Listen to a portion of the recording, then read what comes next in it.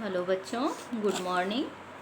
पिछले वीडियो में हमने अलबरूनी के यात्रा वृत्तांत पर प्रकाश डाला था, जिसके अंतर्गत हम अलबरूनी द्वारा समाज चित्रण नामक टॉपिक पर प्रकाश डाल रहे थे कि अलबरूनी ने सल्तनत कालीन भारतीय समाज का चरित्र चित्रण किया है, जिसमें जाति संबंधी विवरण को प्रमुखता दी गई है। क्या किया है अलबरूनी ने? इस सल्तनत कालीन समाज की जाति व्यवस्था का विवरण किया है और मुख्य रूप से किया है। इसमें उसने क्या किया है? जाति व्यवस्था पर प्रकाश डाला है। किस व्यवस्था पर? जाति व्यवस्था पर। अब हम क्या पढ़ेंगे कि अलबरूनी का जाति संबंधी विवरण भारतीय समाज में प्रचलित जाति व्यवस्था की तुलना अलबरूनी ने अन्य देशों से की थी, जिसमें उसने बताया कि प्राचीन फारस में 4 सामाजिक वर्गों का प्रचलन था। अन्य देशों से तुलना के द्वारा वह बताना चाहता था कि जाति प्रथा केवल भारत में ही विद्यमान नहीं थी। अलबरूनी ने जाति व्यवस्था के संबंध में ब्राह्मणवादी अपवित्रता संबंधी मान्यता को अस्वीकार किया तथा जाति व्यवस्था को प्रकृति के विरुद्ध माना। तो बच्चों, उसने भारतीय समाज का चित्रण किया। किस आधार पर किया है? जाति संबंधी विवरण को प्रमुखता दी। भारतीय समाज का चित्रण किया। क्या किया? चित्रण। और किस आधार पर किया? जाति संबंधी जाति व्यवस्था को उसने आधार मानते हुए जो है ये अपने यात्रा वृत्तांत में भारतीय समाज का चित्रण किया है और उसको आधार क्या बनाया है? जाति व्यवस्था। अलबरूनी का जाति संबंधी विवरण। अब हम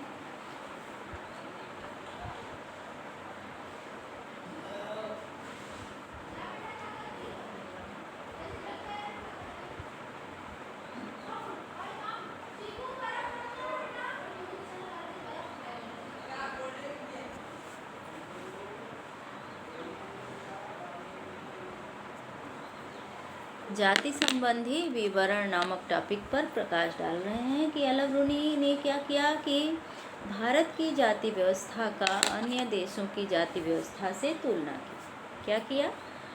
जाति व्यवस्था पर तुलनात्मक अध्ययन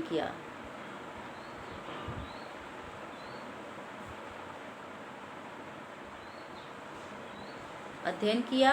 और किस निष्कर्ष पर पहुंचा कि जाति व्यवस्था को प्रकृति के विरुद्ध बताया।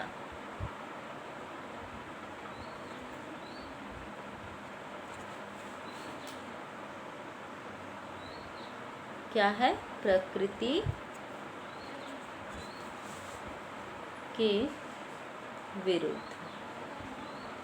किसने बताया? अलबरूनी ने।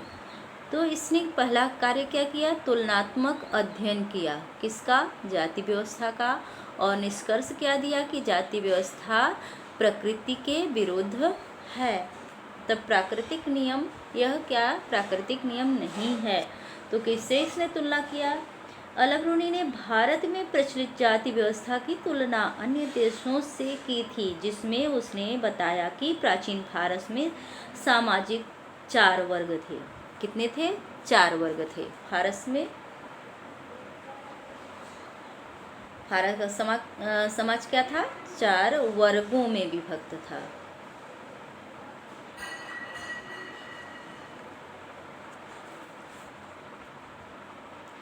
उसने पहली तुलना कहाँ से किया? फारस के समाज से किया, जो कि 4 वर्गों में विभक्त था। और उसने यह भी कहा कि अन्य देशों से तुलना के द्वारा वह यह भी बताना चाहता था कि जाति प्रथा केवल भारत में ही विद्यमान नहीं है।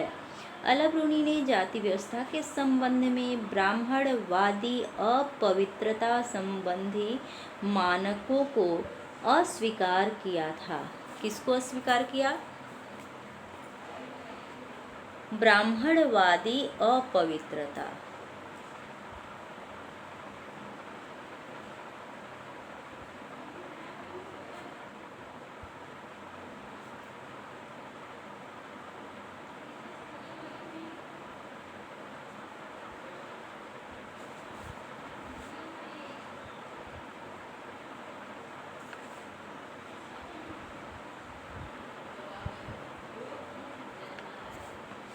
उसने क्या किया? ब्राह्मणवादी अपवित्रता के सिद्धांत को नकारा। अब ये ब्राह्मणवादी अपवित्रता का सिद्धांत क्या है बच्चों? कि जैसा कि हम सभी ने वर्ण व्यवस्था के अंतर्गत पढ़ा था कि वर्ण व्यवस्था में ब्राह्मण सर्वोपरि होता था। पठन पाठन का अधिकार ब्राह्मणों के अलावा क्षत्रियों को होता था। इसके अतिरिक्त किसी को पठन पाठन का अधिकार प्राप्त नहीं था। और सुरक्षा की व्यवस्था, देश में शासन करने की व्यवस्था का जिम्मेदारी किसके कंधे पर था?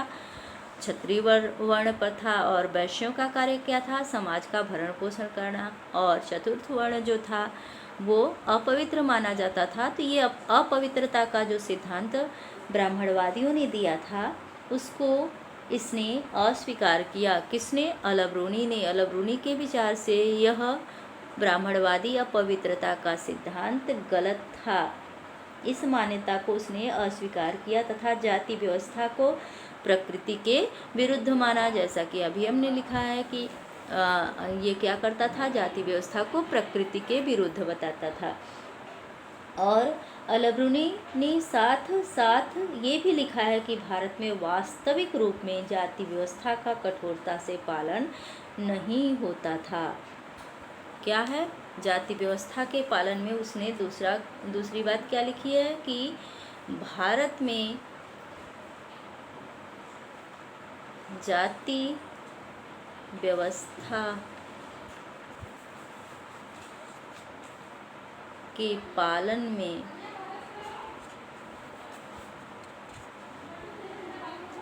विरोधाभास है। विरोधाभास है। अब उसने ऐसा क्यों लिखा? ऐसा क्यों कहा बच्चों? तो अगर हम निगाह दौड़ाएं भारतीय सामाजिक व्यवस्था पर, जो कि प्राचीन काल में, मध्यकाल में भारत में चलती रही, वर्ण व्यवस्था की विशेषताओं से परिपूर्ण समाज हमारा जो मध्यकालीन भारत तक चलता रहा, क्योंकि ये लोग मध्यकाल में आए थे, तो ऐसा लिखने जो उसने लिखा वो जायज़ भी है कि हमारे समाज में जाति व्यवस्था को कठोरता से, जो जाति व्यवस्था के नियम थे वो कठोरता से लागू नहीं किए जा रहे थे। एक तरफ तो बहुत सारी जातियों को अछूत मान करके उन्हें नगर के बाहर बसाया जाता था और उन्हें सामाजिक व्यवस्था में सबसे निचले पायदान पर रखा जाता था। किसी भी प्रकार का अधिकार प्रदान नहीं किया जाता था। किंतु उन्हीं जातियों से विभिन्न प्रकार के कार्य भी करवाए जाते थे। जैसे कैसे कार्य करवाए जाते थे? जैसे किसी का पशु मर गया तो उसको उठाने कौन आता था? वही अछूत जातियाँ आती थी। कृषि कार्य में मजदूर के रूप में कार्य कौन करता था? अछूत जातियाँ करती थी। भवन निर्माण का कार्य कौन करता था? अछूत जातियाँ करती थी। तो इस तरह से उसने लिखा कि जो है भारत में जाति व्यवस्था का कठोरता से पालन नहीं होता था। अछूत जो सामाजिक प्रताड़ना के शिकार थे। अब प्रताड़ना क्या है? कि मंदिर अछूतों द्वारा निर्मित होता था, किंतु मंदिर में प्रवेश वर्जित था, यानी कोई भी अछूत मंदिर में प्रवेश नहीं कर सकता है। तो बच्चों कल्पना करो, क्या यह जायज़ था कि कोई व्यक्ति मंदिर में प्रवेश न करे? यह तो सीधे सीधे मानवता का हनन है, मानव के अधिकारों का हनन है।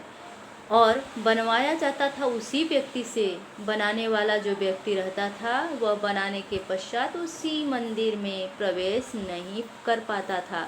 तो ये क्या है, जाति व्यवस्था का कठोरता से पालन हुआ? नहीं हुआ ना।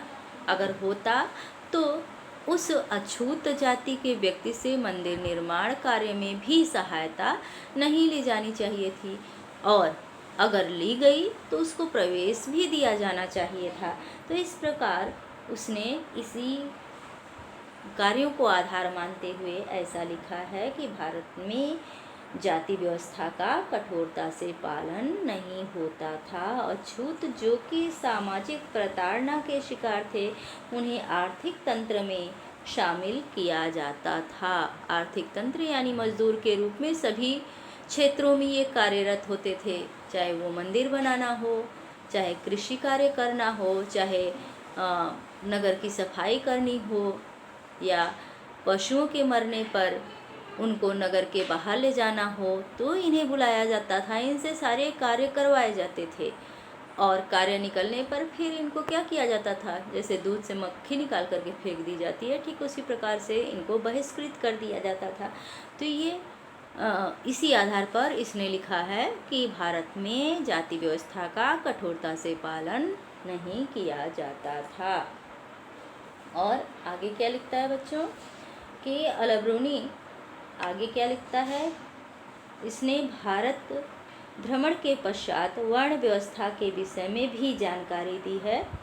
और इसने लिखा है कि हिंदू ग्रंथों के आधार पर वर्ण व्यवस्था, जैसा कि आप सभी ने पढ़ा है कि इसमें हिंदू ग्रंथों के आधार पर क्या माना जाता है कि वर्ण व्यवस्था की उत्पत्ति कैसे हुई है,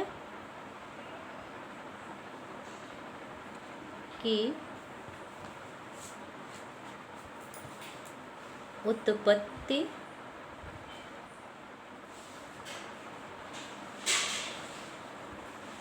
ब्रह्मा के विभिन्न अंगों से मानी जाती है।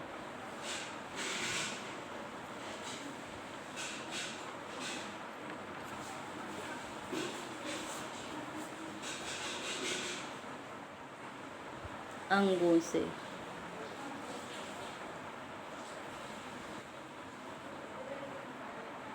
क्या माना जाता है कि वर्ण व्यवस्था की उत्पत्ति ब्रह्मा के विभिन्न अंगों से हुई है। तो इसके आधार पर जो है सबसे ऊंची जाति ब्राह्मणों की है, क्योंकि जो ब्रह्मा के सिर से उत्पन्न हुए थे। पुराणों के अनुसार ब्राह्मणों की उत्पत्ति ब्रह्मा के मुख से हुआ, यानी कि मुख क्या है, सबसे ऊंचाई पर है, शरीर के अंगों में सबसे ऊंचाई पर है ना। तो इसलिए ब्राह्मणों को क्या था, समाज में महत्वपूर्ण स्थान प्राप्त था, यानी सब सर्वोच्च स्थान पर होते थे। और क्योंकि ब्रह्मा क्या है, प्राकृतिक नामक शक्ति का ही दूसरा रूप है, और सिर शरीर का ऊपरी भाग है, इसलिए ब्राह्मण पूरी प्रजाति का सबसे महत्वपूर्ण भाग माना जाता था। जैसा कि आप सभी जानते हैं, मुख उपनिषदों में वर्णन है कि ब्रह्मा के मुख से ब्राह्मणों की, बाहु से क्षत्रियों की, उदर से किसकी हुई थी, वैश्यों की, और पैरों से शूद्र की उत्पत्ति हुई थी। तो इस हिसाब से ये नियम क्या हो गया, ब्रह्मा प्रकृति का द्योतक हो गया, और प्रकृति में सबसे ऊपर क्या है, मुख है, यानी शरीर, मनुष्य का जो शरीर है उसमें सबसे ऊपरी भाग पर क्या आता है बच्चों, सिर आता है।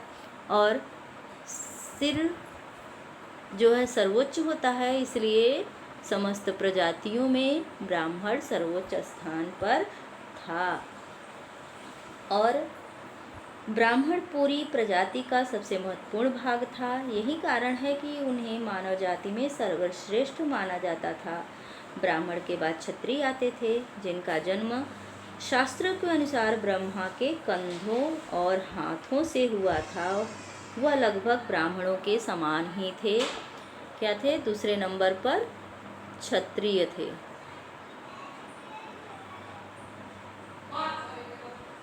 जिनकी उत्पत्ति कहाँ से मानी जाती है, ब्रह्मा के बाहु से मानी जाती है, बाहु या भुजाओं से। तो इसलिए इनका भी ब्राह्मणों के समान ही सर्वोच्च स्थान इन्हें भी प्रदान किया गया था। इनका भी समाज में सर्वोच्च स्थान होता था और ये ब्राह्मणों के लगभग समकक्ष होते थे। क्षत्रियों के बाद वैश्यों का नंबर आता था, जिनका उद्भव ब्रह्मा की जंघाओं से हुआ था, और शूद्र जिसका सृजन ब्रह्मा के पैरों से माना जाता था। तो तीसरे नंबर पर कौन आते थे? वैश्य, जिनकी उत्पत्ति क्या? जंघा या उदर से मानी जाती है। और चौथे नंबर पर कौन आता था? शूद्र, जिनकी उत्पत्ति किससे मानी जाती है? पैरों से। तो जैसे शरीर की बनावट है उसी हिसाब से इन्हें समाज में भी स्थान प्रदान किया गया था। और अलबरूनी के समाज चित्रण की सीमाएं या बाधाएं भी है। तो सभी जिस प्रकार से सभी रचनाओं में दोष पाए जाते हैं, उसी प्रकार से अलबरूनी की रचनाओं की भी सीमाएं हैं। किसकी सीमाएं?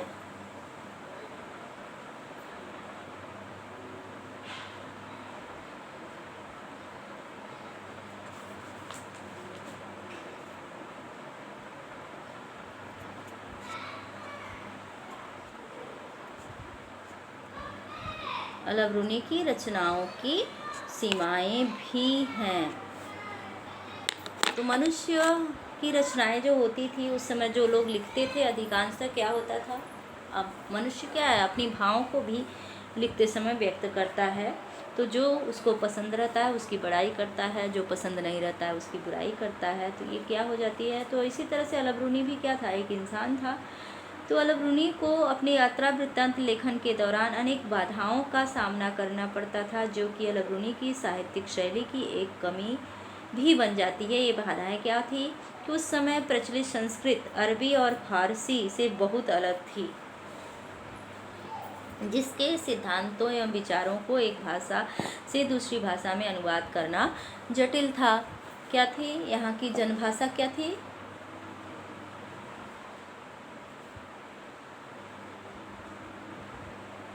संस्कृत। और यहाँ के जो हैं अरबी तथा फारसी से बहुत अलग थी। संस्कृत जो थी, जो लेखन की शैली थी वो क्या थी? संस्कृत, जो कि अरबी और फारसी से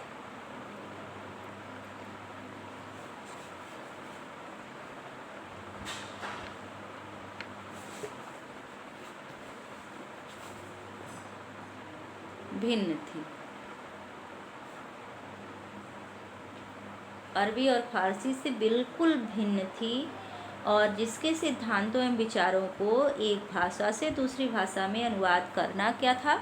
जटिल था। इसने क्या किया है? अनुवाद किया है। और जटिल था क्या? अनुवाद करना। अलबरूनी ने विभिन्न ग्रंथों का फारसी में अनुवाद किया है। तो ये संस्कृत का अनुवाद जो ये अरबी फारसी में करता था, यह बहुत जटिल कार्य था, इससे कोई न कोई गलती होना स्वाभाविक है। दूसरा क्या है कि धार्मिक रीति रिवाजों और मान्यताओं में भी भिन्नता थी। धार्मिक रीति रिवाजों और मान्यताओं की भिन्नता।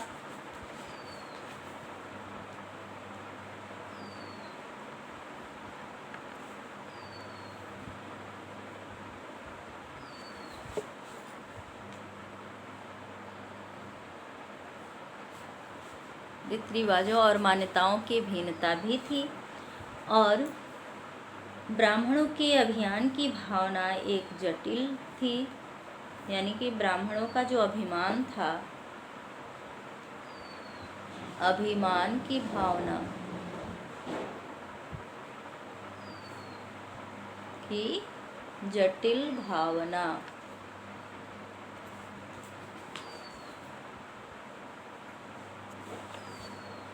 तो ये सब जो बाधाएं थी, अलबरूनी भारतीय समाज के अध्ययन के लिए लगभग पूरी तरह से ब्राह्मण द्वारा रचित कृतियों पर आश्रित रहा है। किस पर आश्रित रहा है?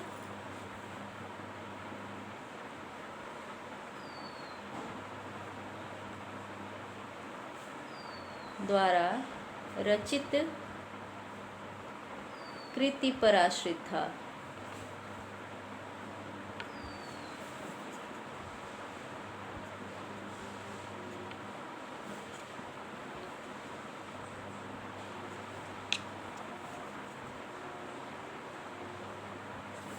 तो इसलिए इसमें त्रुटियां होना जो है वह अवश्यंभावी है। और अलबरूनी ने अपने यात्रा वृत्तांतों में वेदों, पुराणों, भगवद गीता, पतंजलि की कृतियों तथा मनुस्मृति आदि को स्रोत बनाया था। इसलिए इसकी द्वारा रचित ग्रंथ किताबुल हिंद भारतीय इतिहास के तत्कालीन सामाजिक, आर्थिक, राजनीतिक जीवन के परिप्रेक्ष्य में महत्वपूर्ण स्रोत है, किंतु इसकी विभिन्न सीमाएं भी हैं।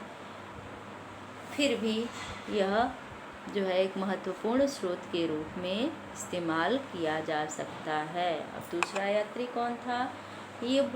Ibn Battuta.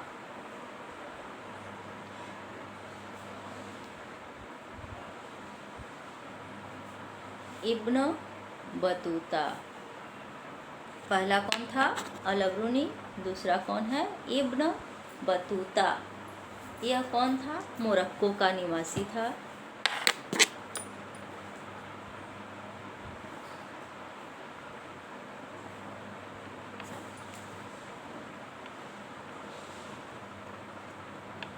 इब्न बतूता कहाँ का था? मोरक्को का निवासी था, और जिसका जन्म तंजीर के सबसे सम्मानित व शिक्षित परिवार में हुआ था।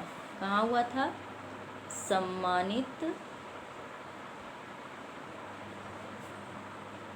और शिक्षित परिवार में।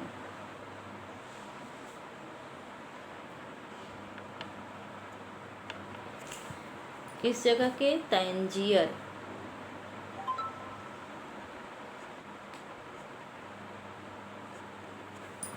तो तंजीर में एक सम्मानित और शिक्षित परिवार में किसका जन्म हुआ था? मोरक्को के तंजीर नामक स्थान में सम्मानित और शिक्षित परिवार में इब्न बतूता का जन्म हुआ था। यह परिवार इस्लामी कानून या शरिया पर अपनी विशेषज्ञता के लिए प्रसिद्ध था। तो ये कौन सा कानून मानता था इसका परिवार? इस्लामी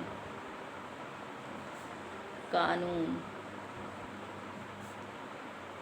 मानने वाले परिवार में हुआ था। मानने वाले परिवार।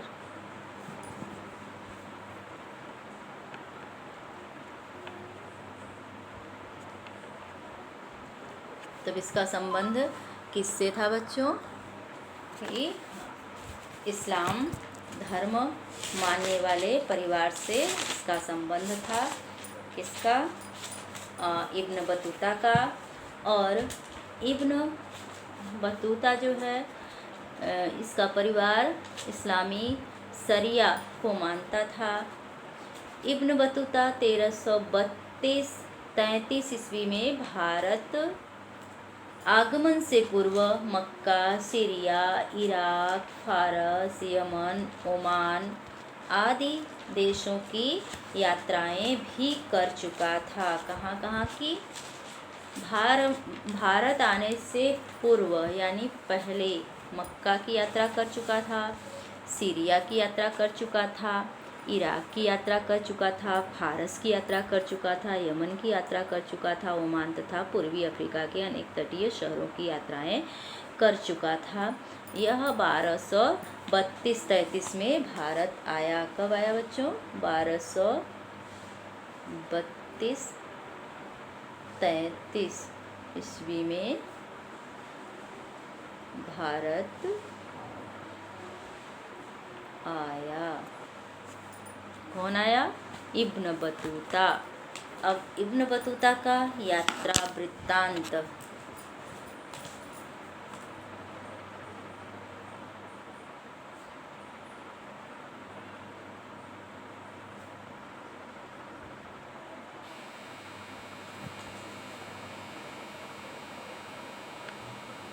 किस नाम से है? इसका नाम है, इब्न बतूता के यात्रा वृत्तांत का नाम है रिहला। क्या नाम है बच्चों? रिहला कहते हैं। इसने अपने यात्रा वृत्तांत को रिहला नाम से लिखा है। और रिहला जो है अरबी भाषा में लिखा गया है। भाषा क्या है इसकी? अरबी है। किसकी भाषा? रिहला की भाषा। और रिहला क्या है? इब्न बतूता द्वारा लिखा गया यात्रा वृत्तांत है। क्या है? यात्रा वृत्तांत। किसके द्वारा लिखा गया है? इब्न बतूता द्वारा लिखा गया है। और इस पर तब रिहला किस शताब्दी पर प्रकाश डालता है? तो ये 14वीं शताब्दी में भारतीय उपमहाद्वीप के 14वीं शताब्दी में भारतीय उपमहाद्वीप के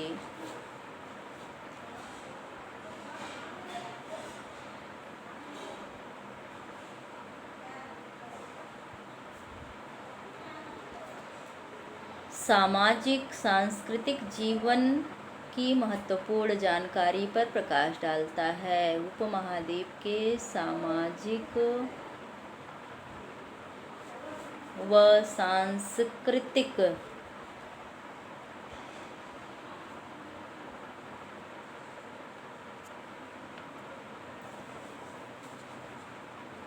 जीवन पर प्रकाश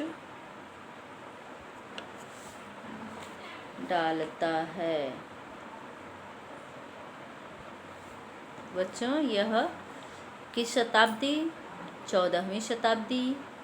किस पक्ष पर प्रकाश डालता है? सामाजिक और सांस्कृतिक पक्ष पर महत्वपूर्ण जानकारी उपलब्ध कराता है या प्रकाश डालता है। अब अगला टॉपिक है इब्न बतूता की भारत तक की यात्रा। क्या है? इब्न बतूता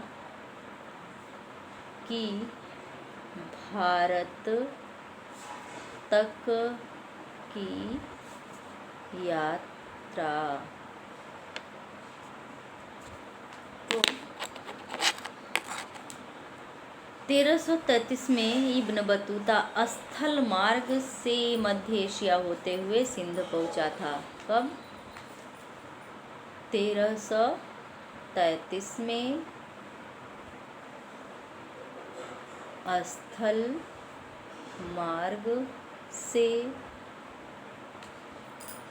मध्य एशिया होता हुआ सिंध पहुंचा। कहाँ? मध्य एशिया होता हुआ सिंध पहुंचा। सिंध भारत का एक प्रांत था। अब पाकिस्तान में पड़ता है। उस समय अविभाजित भारत था बच्चों। तो सिंध पहुंचा, फिर वहाँ से मुल्तान व कच्छ होते हुए दिल्ली पहुंच गया। फिर मुल्तान और कच्छ, कच्छ गुजरात में पड़ता है। मुल्तान भी अब पाकिस्तान में हो गया। होते हुए कहाँ पहुंच गया? दिल्ली।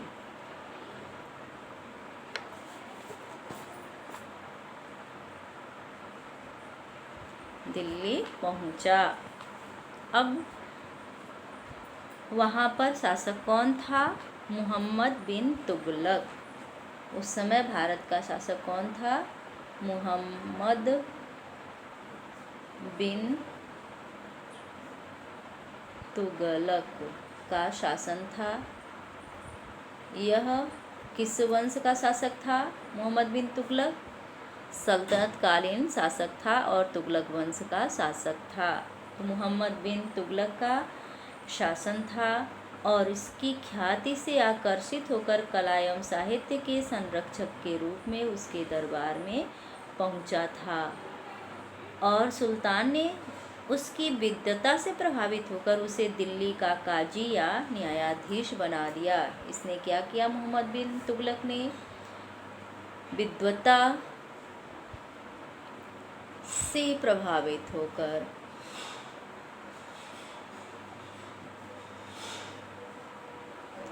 मोहम्मद बिन तुगलक ने किसको? इब्न बतूता को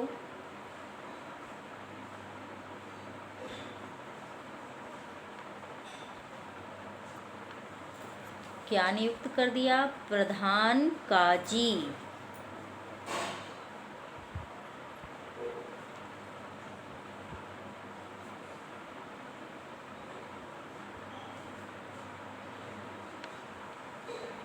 तो बच्चों, इब्न बतूता जो है कहाँ से आया था?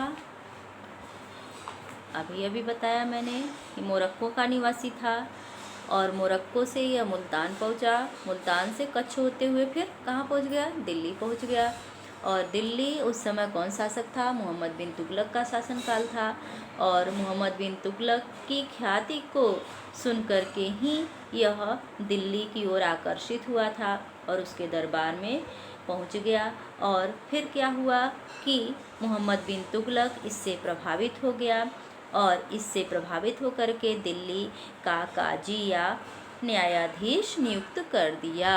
उस समय काजी को न्यायाधीश को उस समय काजी कहा जाता था। तो मोहम्मद बिन तुगलक ने क्या कर दिया कि इसको प्रधान काजी के पद पर नियुक्त कर दिया। दिल्ली के प्रधान काजी के पद पर नियुक्त कर दिया और कई वर्षों तक इस पद पर रहने के पश्चात सुल्तान से मतभेद हो गया और फिर सुल्तान ने इसे कैद कर लिया और बहुत समय बाद इसके बाद क्या हुआ कि मतभेद दूर हो गया और फिर राज्य की सेवा में उसी पद पर आसीन हुआ और 1342 ईस्वी में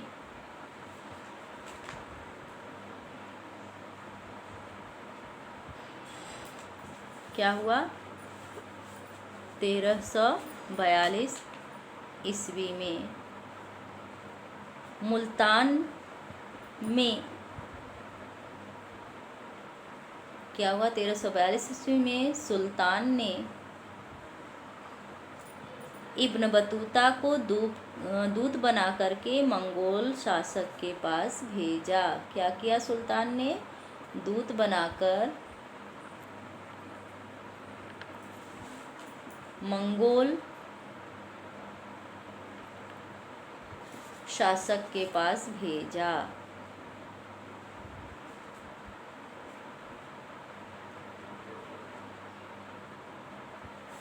किसने भेजा? मोहम्मद बिन तुगलक ने। और इब्न बतूता की विदेश यात्रा। अब अगला टॉपिक क्या है बच्चों?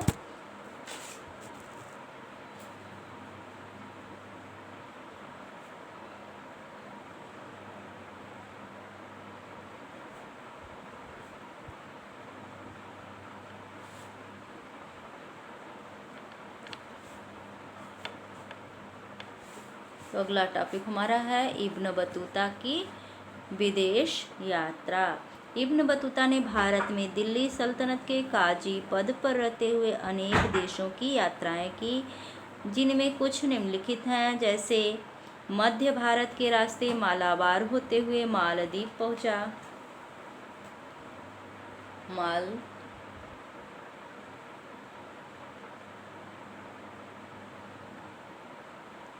मालदीव और यहाँ पर 18 महीनों तक काजी का कार्य किया। क्या रहा? काजी। तो सबसे पहले ये कहाँ गया? मालदीव गया और वहाँ पर 18 महीने तक काजी का कार्य किया, यानी काजी के पद पर रहा। मालदीव भ्रमण के बाद श्रीलंका गया। कहाँ गया? श्रीलंका, और फिर वहाँ से मालाबार होते हुए मालदीव आया।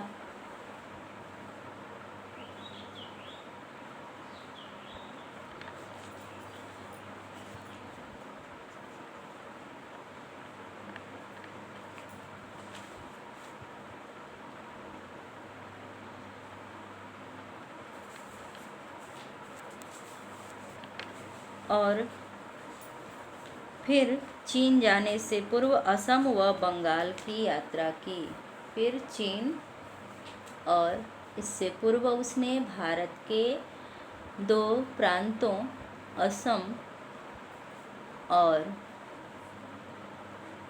बंगाल की भी यात्रा की।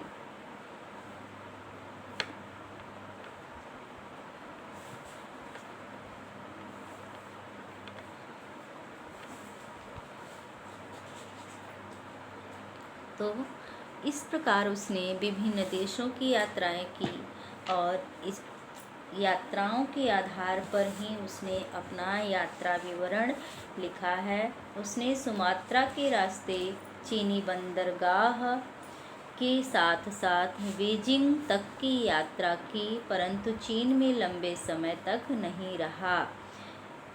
इब्न बतूता का भारतीय चित्रण।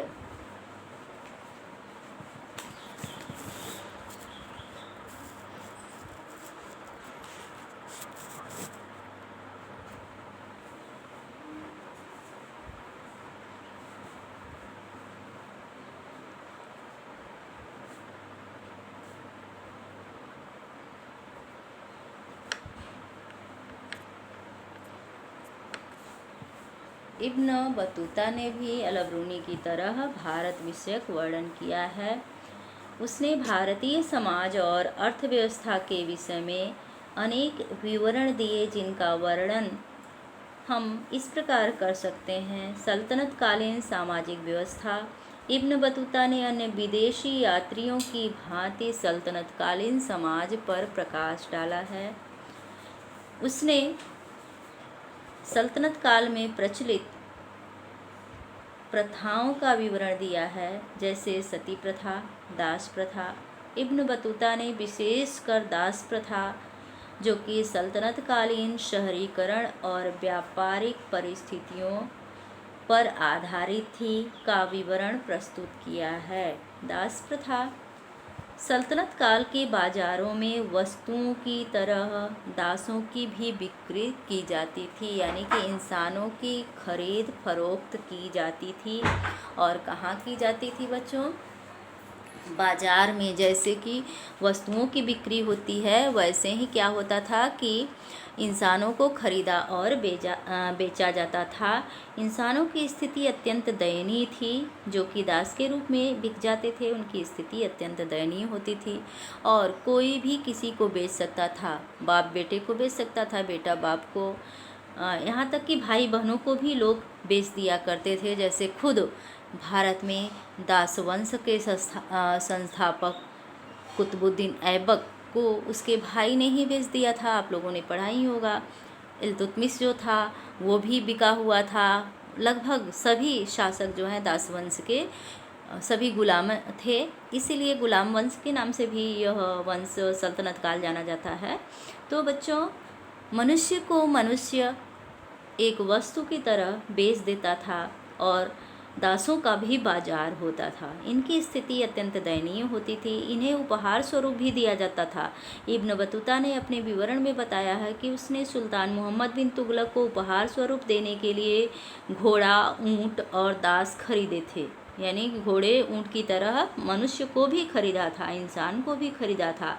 उस समय महिला दासियों का भी प्रचलन था, और ये दासियाँ क्या करती थी? सुल्तान की सेवा में रहती थी और संगीत गायन का कार्य करती थी। यानी कि सुल्तानों के मनोरंजन का कार्य दासियाँ करती थीं।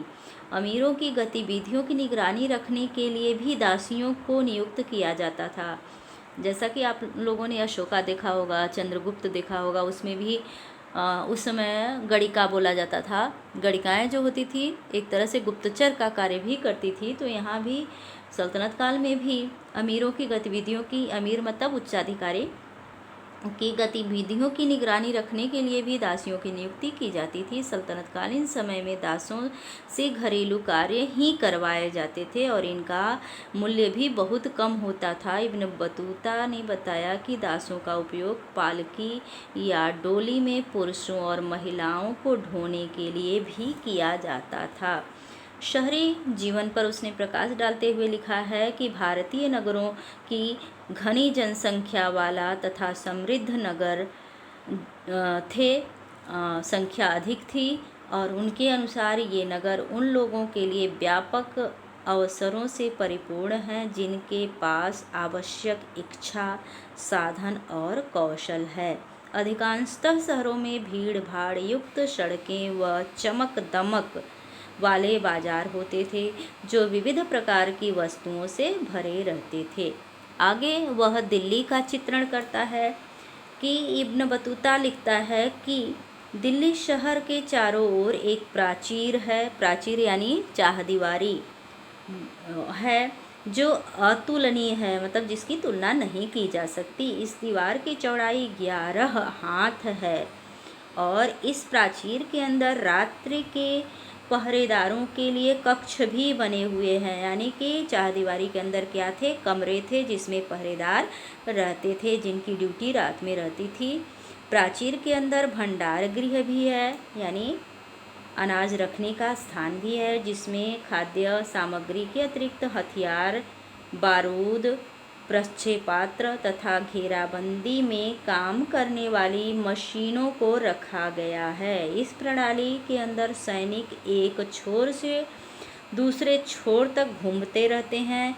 इस प्राचीर में प्रकाश अंदर आने के लिए खिड़कियां बनी हुई हैं जो शहर की ओर खुलती हैं और इस प्राचीर यानी कि जो चारदीवारी दिल्ली के चारों तरफ घिरी हुई है उसमें क्या विशेषता है बच्चों कि इस प्राचीर का निचला भाग पत्थर से जबकि ऊपरी भाग ईंटों से बना हुआ है।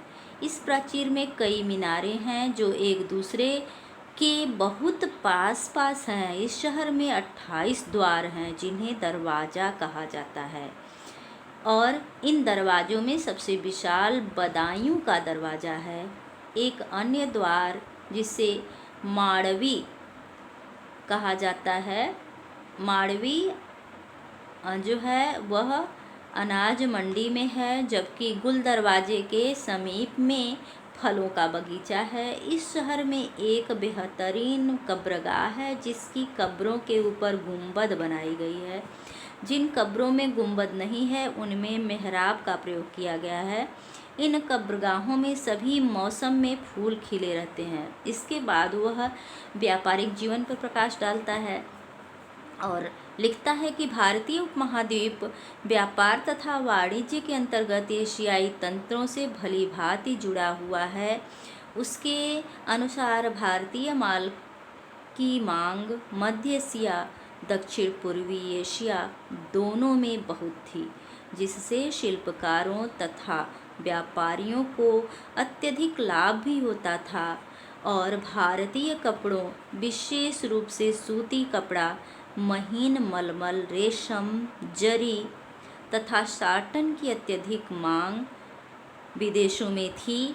इब्न बतूता के अनुसार महीन मलमल की अनेक किस्में इतनी अधिक महंगी थी कि उन्हें केवल अमीर वर्ग ही पहन सकते थे। इसके पश्चात वह डाक व्यवस्था पर प्रकाश डालते हुए लिखता है कि तत्कालीन डाक व्यवस्था की प्रशंसा करते हुए लिखता है कि उसने लिखा कि सल्तनतकालीन डाक व्यवस्था इतनी सटीक व कुशल थी कि सिंध से दिल्ली यात्रा में 50 दिन लगता था, जबकि गुप्तचरों की खबरें सुल्तान तक पहुंचने में केवल 5 दिन ही लगते थे। तब कोई आम आदमी चलता था तो कितने दिन में पहुंचता था, 50 दिन में, किंतु सूचनाएं कितने दिन में पहुंचती थी, मतलब गुप्तचर कार्य जो करते थे वो 5 दिन में ही सुल्तान को समाचार पहुंचा देते थे। यानी कि गुप्तचर व्यवस्था क्या थी, चुस्त दुरुस्त थी। इब्न बतूता भारत की संचार व्यवस्था से बहुत प्रभावित हुआ था। वह अपने वृत्तांत में लिखता है कि इस व्यवस्था को एक विशिष्ट संचार व्यवस्था के रूप में कहा जा सकता है। इब्न बतूता के अनुसार भारत में 2 प्रकार की डाक व्यवस्था प्रचलित थी। पहली अश्व डाक व्यवस्था जिसे उलुक कहा जाता था, और दूसरी पैदल डाक व्यवस्था थी जिसे दावा कहा जाता था। अश्व डाक व्यवस्था में हर 4 मील की दूरी पर स्थापित राजकीय अश्व डाक व्यवस्था होता था, और घोड़ों द्वारा पत्र या डाक व्यवस्था चालित होती थी, यानी लाया ले जाया जाता था संदेश को। घुड़सवार होते थे जो हर 4 मील की दूरी पर बदल दिए जाते थे। और पैदल डाक व्यवस्था में प्रति मील 3 अवस्थान होते थे।